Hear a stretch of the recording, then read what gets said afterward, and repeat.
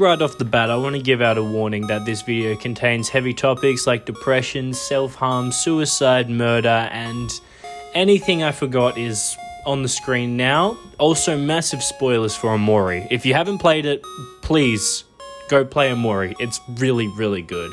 Now, I'm a little bitch. I have no courage whatsoever, so when something goes wrong in my life, I like to hide away and refuse to face it. Sometimes I just like to hide away so nothing can go wrong in my life. Most of the time when I play games, they don't really affect me on an emotional level. I just usually go, that was fun, I like that story, I had a good time, cool, I'll play something else now. Omori wasn't like that. Omori physically changed my brain chemistry when I finished it. Now, Omori had been on my list of games to play for ages, but I just never got round to it. I had heard all the great things about it, and I was planning on playing it, but like many people, you hear about something good, you put it on your list, and then you just never really get round to it. But the funny thing is, I had heard all these great things about it, but I didn't really know anything about the game. Like, I knew that it was a RPG made in RPG Maker. I knew it was like that's about it. That's actually all I really knew about it. It was an RPG, a fun-looking RPG. And then I think that's when this game is at its best. When you go into it completely blind, unbeknownst to its secrets. So if you haven't played it, definitely give it a shot. Don't look it up, don't watch anything. Just go straight into it blind, because that's when the game is at its finest. But that also makes it really hard to try and convince people to play the game, because you can't really tell people to play it and give them the reason it's good, because that spoils the game.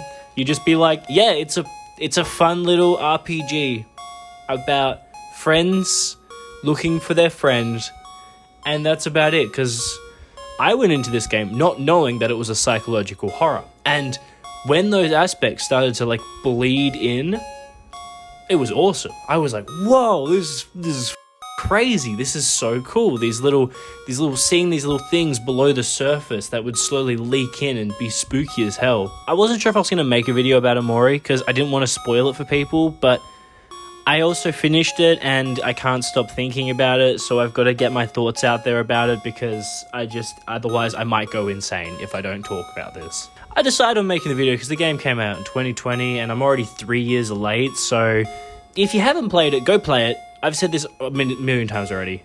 Just play the game. Goddamn. Omori was created by Omocat and MP2 Games, Omocat being the main art studio, which is where the incredible hand-drawn artwork was created. Omori is one of the many RPG Maker games, many of which are incredible, and I could probably talk about the RPG Maker games for hours because there is so many. Omori was heavily influenced by Yume Nikki, which is another incredible game made on RPG Maker.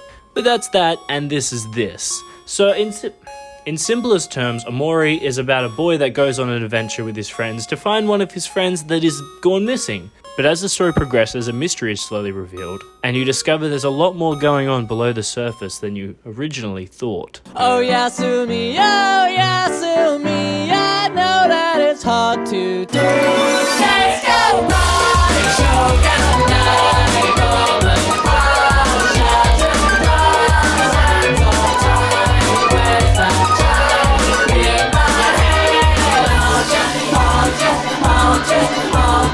Omori is incredible. The world is vibrant and filled with colourful characters. The music is incredible and only gets better throughout the game. If you've played the game, you know Duet is the most gut-wrenching, heartfelt song ever. It is truly incredible. Every time I hear it, I cry. It's so sad. I love Duet. The music of each area is a perfect reflection of that area in particular, and this all comes to a head in the black space, where the music is distorted versions of what we've heard throughout the game, really making you feel like you've entered a layer below the original world you've been exploring this whole game. Just listening to the album brings back all the memories of playing through the game for the first time, and the slow uncovering of the truth that lies below the surface. The game itself has an incredible vibe to it while playing. The game leads me into this false sense of security, where I think nothing can go wrong. This is then ripped away from me when Basil finds the first photo about 15 minutes into the game. As I mentioned earlier, I said on my first playthrough, I didn't know this game was classified as a psychological horror, which I think actually made my experience more enjoyable, as throughout the entire game, I felt this constant sense of anxiety that something was below the surface and could leak into the safe space that I was in at any time. Turns out my fears were justified. In the last third of the game Omori, my safe space, or the white space, is literally invaded, locking you out of there forever. You then have to traverse into the deepest part of Headspace, which leads you to the most interesting and terrifying area. This is where things really start to kick into high gear and the many questions you had begin to be answered. And I also ate a fruit that looked like Sunny, and I don't know what that was about. That was really weird. Maybe made Omori really strong though, so that was strange. I'll talk about that soon, but first, each area of Headspace is completely different and distinct from each other, making each part of the game feel fresh and not a drag. I never once felt like I was in an area that was boring, like I wanted to hurry up. And sometimes when you play a game, you get to a world or something and you're like, I just want to hurry up and get through this to get to whatever comes next. Never really felt that in Omori. I was happy exploring every aspect of it and talking to all the characters that were around, because everything was just fun and different, and all the characters had something different to say. The game's colour scheme is great, with everything in Headspace being vibrant and fun, which is juxtapositioned to the real world's very normal colour scheme, creating this nice flow between the Headspace and the real world. You know when the game switches from real world to Headspace, and that's just it gives the game a nice flow between the two. Probably the most creative part of the game is how it uses the border. The game itself is only a very small window, so when the game is on full screen, you get this nice border that changes throughout the game. For the most part, it's this cute little border showing all the faces of our main cast, but that can very quickly change to something darker and more menacing.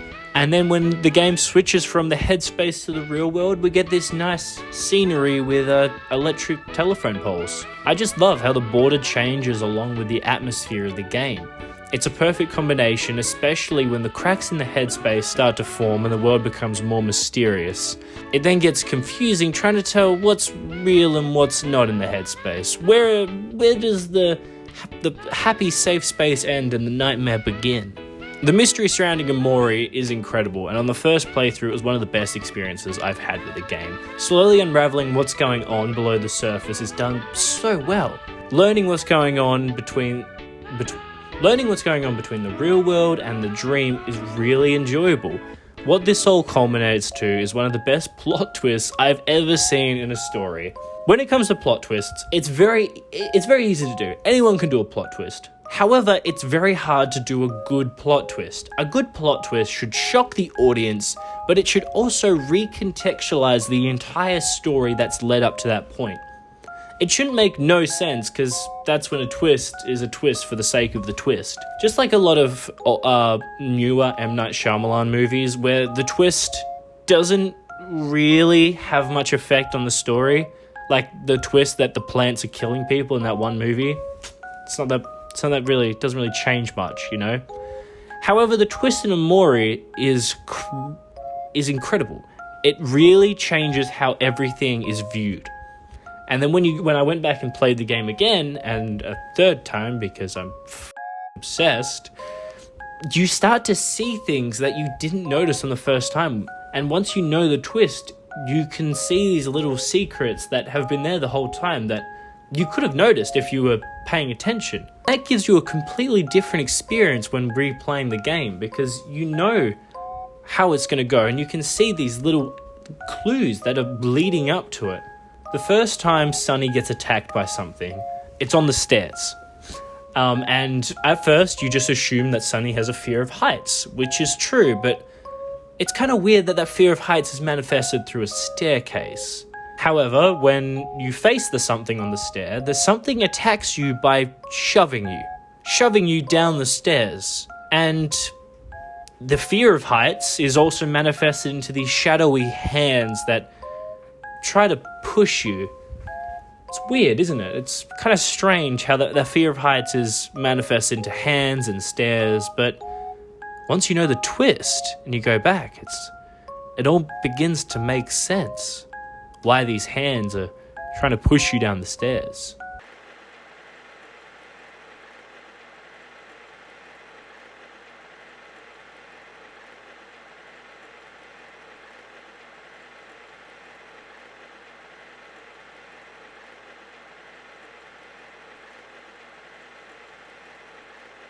So if you don't know, the big twist in Amori, which shocked me to my very core, has to do with Sunny's sister, Marie. Now, it's pretty simple to start with. You get a ton of hints that Marie has passed away, such as how she talks in past tense and a few other clues. This had me thinking I was watching a classic show about losing someone to suicide and attempting to move past it. Yeah, super classic. I was very wrong. Yes, Marie is dead, but she didn't kill herself. The big twist is Sunny killed Marie. He pushed her down the stairs, and you get this awful image of her falling down, and it's horrific.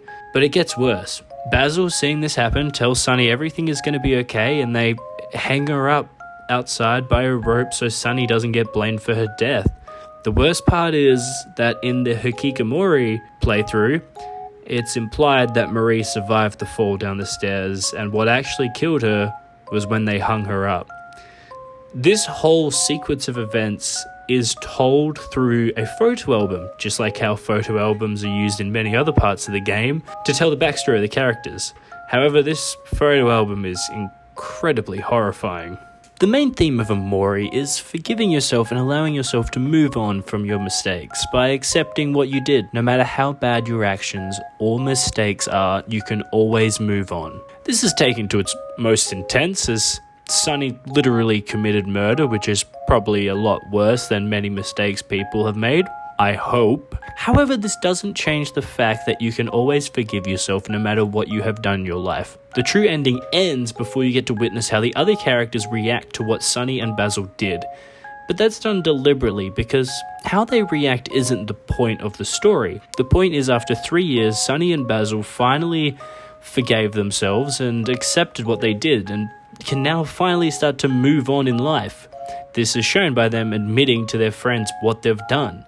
It also allows people to imagine how their characters react to this new information, even though I'm pretty sure they wouldn't be able to forgive Sunny and Basil, but that's just my opinion. Everyone has their own headcanon for how the events play past the ending.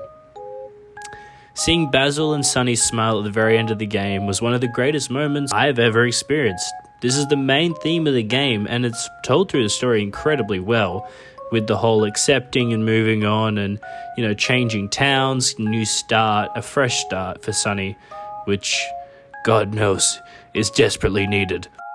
The player's actions also have an outcome on the story, although most of the time the outcome isn't very good. I am so sorry, Basil. You did not deserve many of those endings. That was awful.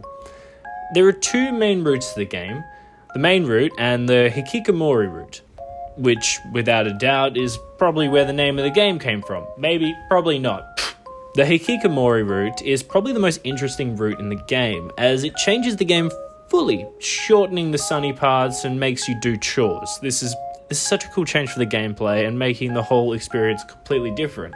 Although the ending is way more depressing. Oh my god, it's so sad. The characters in Amori are by far the best bit of the game. The relationships they have with each other are so well defined in the game. Some games can struggle with character relationships. They can have good characters, but the relationships between the characters can sometimes not be as good. For example, the characters in Persona 5. Now, I love Persona 5. Incredible game. All the characters in Persona 5 are unique and different and so much fun. I love them all. However, my biggest issue with Persona 5 is that they never fully define the relationships with each other. They're kind of just stuck together. Whereas Persona 4 has a group gathered due to similar circumstances, but they feel more close than Persona 5. The group in Persona 4, they all feel like friends. They all feel like this group that has been together and they're going to stay together no matter what. However, in Persona 5, I think that's because the characters have more group interactions together. Like the school camping trip in Persona 4 shows all the characters hanging out, aside from the homophobia, but gee whiz, I could make a whole video about that. Maybe I will later. We'll see.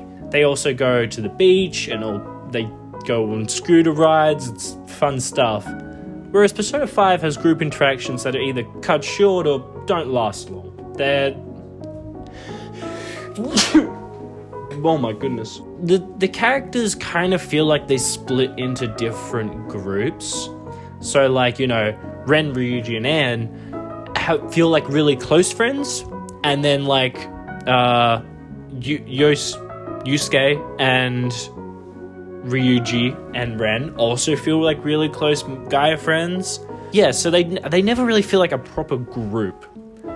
However, in Omori, all the relationships that the characters have with each other that the friends have with each other feel like a real friend group. This is shown through interactions that the characters have with each other. But not only that, you get a photo album that shows events from the past and things they have done together. You know, like, even their special moves in fighting are like, show off their personalities and how they react with each other. This shows how good the relationship is and makes them feel like real characters. Also, Sunny is so real. He's great. The character is probably the best part of the game, right next to the music. I love the music. These are all major aspects of the game Omori, which all come together to make Omori into the best story-driven RPG I've ever played. I've never played a game that really made me feel things. I like everyone. I like all the characters. They're all great. They're all so much fun. The story is incredible, and the music brings a tear to my eye. I found the game really hard to recommend. None of my friends will play it. So I gotta get my thoughts out onto the internet instead, because my friends, they don't play games like this. They just play Mario Kart when I beg them to. That is all the aspects of Omori that I really like. Such a good game. I'm gonna go listen to Duet and cry my eyes out. Close your eyes, you'll be here soon. 1, 2, 3, 4, 5分